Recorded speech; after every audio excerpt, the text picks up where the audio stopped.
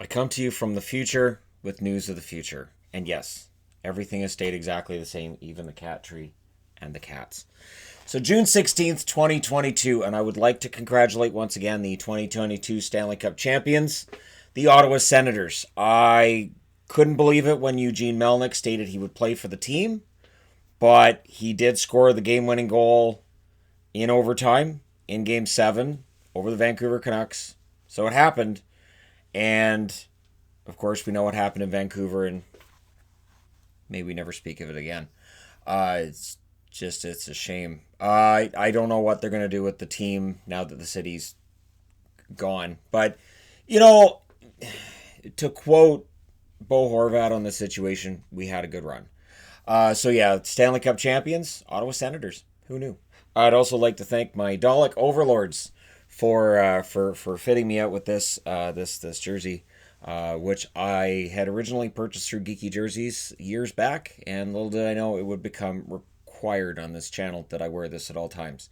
Yes, exterminate. Alexei Lafreniere is the Hart favorite for the Los Angeles Kings right now. He recorded 110 points for the Kings, got them into the playoffs. They had that really nice run into the second round, completely unexpected. And Peterson might get in there for the Vezina. Not really 100% sure on Peterson, whether or not he gets there. But he has a shot, and that's the important thing. So the Kings have become relevant again. Seattle, I thought it was bold that the Seattle franchise went through their entire first year without a name. Wearing the white jerseys on the road, the black jerseys at home, bold choices right there. They didn't even give their players, and you know this, they didn't even give their players numbers. They just had their names on the backs of their jerseys, and Seattle scrawled on the front. Now, it was interesting, too, that the players were allowed to write Seattle on the front however they chose to. A couple of them picked crayon. Odd pick there. But you know what? It worked. Seattle won some games. Confused some announcers without the numbers or anything really other than their name and the weird scrawling of Seattle on the front. I look forward to their third jersey, which I understand will be blue. And there may be a name on it, or it may just be they're blue tonight. So, again, bold decisions from Seattle. And this is, $650 million doesn't buy you a name, people.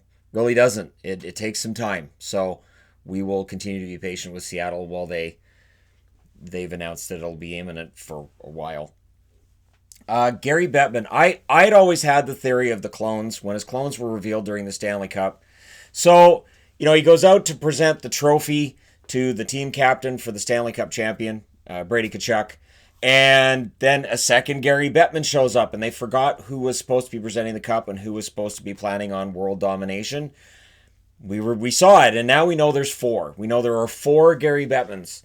Apparently, they're all named Gary, but there's some kind of a lettering system they're going to come up with, and the NHL Board of Governors have known the whole time. So I personally, again, I'm not saying it's related to the Dalek overlords that we now have, but it's potentially possible that one set the other one up, and I will leave it to the viewers to decide which one set up which.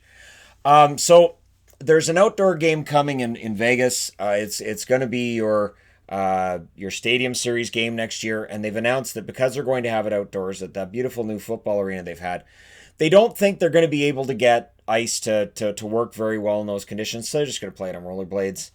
And I thought it was really bold as well for when the franchise was asked about this and about the game, and this is about the game, that they went, what's the difference? Blades, skates. It's all the same thing. Rollerblades are basically the same as skates. Then the idea as well that Canadians don't want the Vegas Golden Knights anywhere near the country anymore. I thought that was kind of over the top. I didn't think that was fair. So it'll be interesting to see what the ratings do for that.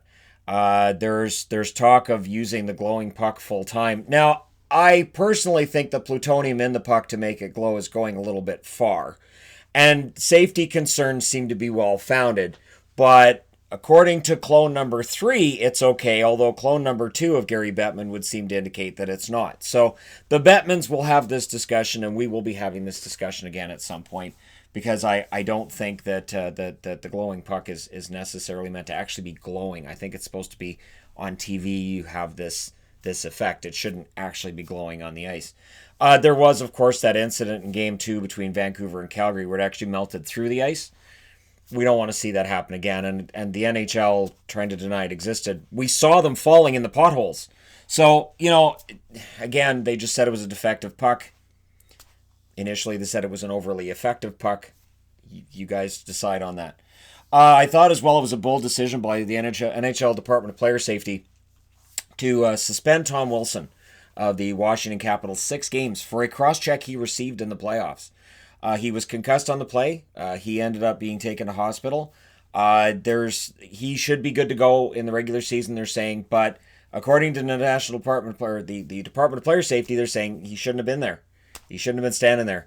It's been like this since they put Adam Sandler in charge of Department of Player Safety, but it's all about trying to get that mainstream attention, and Adam Sandler definitely does that. I do really wish, though, that he stopped using Farmer Fran from the Waterboy movie to announce who's suspended and why, because we don't understand anything he says, so they can stop doing that anytime they want. But there you go. You guys are caught up on the news of the day as of June 16th, 2022. We're going to have the 2022 draft coming up pretty quick in 2022, but I wanted to give you the news from the future, because sometimes the news of the present isn't a whole lot of fun. So there you go. Let me know your thoughts in the comment section below as always. Don't forget to hit like and subscribe if you're browsing your way through. You just happened upon this video. And Gary's, if you're watching, I do respect you. And to my Dalek overlords, I completely am I'm doing what I was told to do. Please, if you could tell me where my wife is, that'd be great. Thanks. I will talk to you again soon.